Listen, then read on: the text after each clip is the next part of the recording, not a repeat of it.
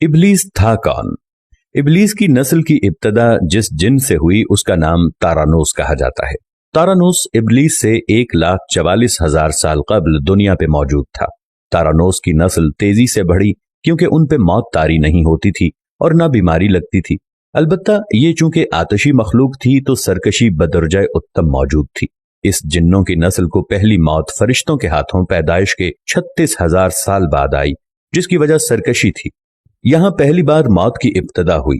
इससे पहले मौत नहीं होती थी। बाद में चल्पानेस नामी एक नेक जिन को जिन्नात की हिदायत का जिम्मा सौंपा गया और वो ही शाह जिन्नात करार पाए। इसके बाद बामोस को यह जिम्मेदारी दी गई। बामोस के दौर में ही चलेपा और तबलीस की पैदाइश हुई। ये दोनों अपने वक्त के बेहद बहादुर जिन्नात थे और उनकी कौम ने चलीपा को शाशेन का लक़ब इसके शेर के जैसे सर की वजह से दिया।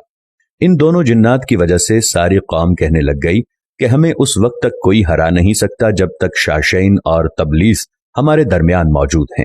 इन दोनों की वजह से कौम के जिन्नात आसमान तक रसाई करने लगे और तीसरे आसमान पर जाकर शरारत कराते थे। ऐसे में हुक्म इलाही से फरिश्तों ने उन पर हमला किया और इबरतनाक शिकस्त दी। इसी दौरान जब इजराइल अलैहिस्सलाम को इब्लीस ने देखा तो सजदे में गिर गया। इब्लीस शुरू ही से एक नडिर और ज़हीन बच्चा था। उसमें बाप की बहादुरी और मां की मक्कारी कूट कूट कर भरी हुई थी। उसने मलाइका के साथ जाकर तौबा का बाकायदा ऐलान किया और फिर फरिश्तों से फैज़ इल्म हासिल करने लगा।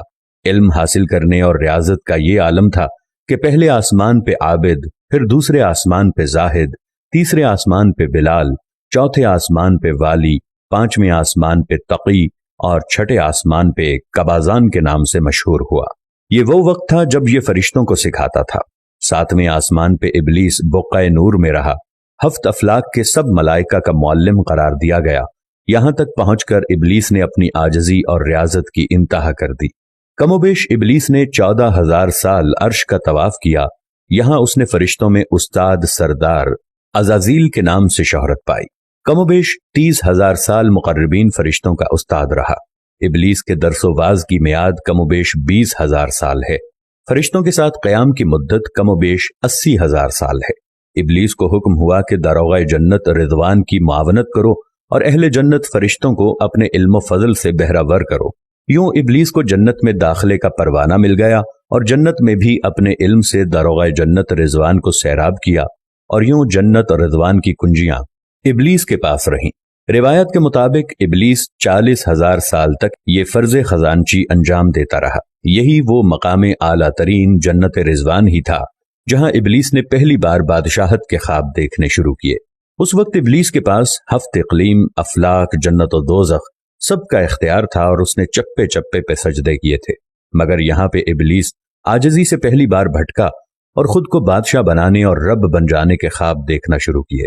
कई मलाइका के सामने रबूबियत की बाबत बात भी की, मगर मलाइका के इनकार के सबब चुप हो गया और यूं निजाम चलता रहा। मगर इस सब से अल्लाह ताला की जात बेखबर न थी।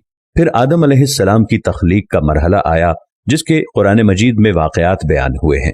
इब्लीस आदम अलैहिस्सलाम को जुज जुज मरहलावार मुख्तलिफ अक़साम की मट्टी से तख्लीक होता देखता रहा और चुप रहा।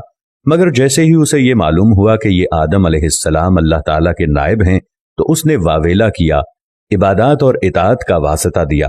फिर तंज किया कि मुझ जितनी इबादत किसने की, और आदम अलैहिस्सलाम को सजदा करने से इनकारी हो गया।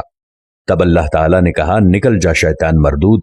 लानती करार पाने के बाद इब्लीस ने अपनी इबादत और रियाजत का रब्बे करीम से एवज मांगा, जिस पर अल्लाह ताला ने इब्लीस को एक वक्त मालूम तक मोहलत फराहम की, जिस पर इब्लीस ने औलाद आदम को सिराते मुस्तकीम से भटकाकर अपना पैरोकार बनाने का दावा किया, जिस पर रब्बे करीम ने फरमाया कि जो मुत्तकी और परहेजगार होंगे तो उनको गुमराह तू नहीं कर पाएगा। इब्लीस के इस लानती काम में उसके 5 साथी हैं। नंबर 1, सब्र। इसके इख्तियार में मुसीबतों का कारोबार है, जिसमें लोग हाय वावेला करते हैं, गिरेबान फाड़ते हैं, मुंह पे तमाचे मारते हैं और जाहिलियत के नारे लगाते हैं। नंबर 2, और ये लोगों को बदी का मुर्तकब करता है और बदी को लोगों पे अच्छा और पसंदीदा करके दिखाता है। नंबर 3, मसव्वत।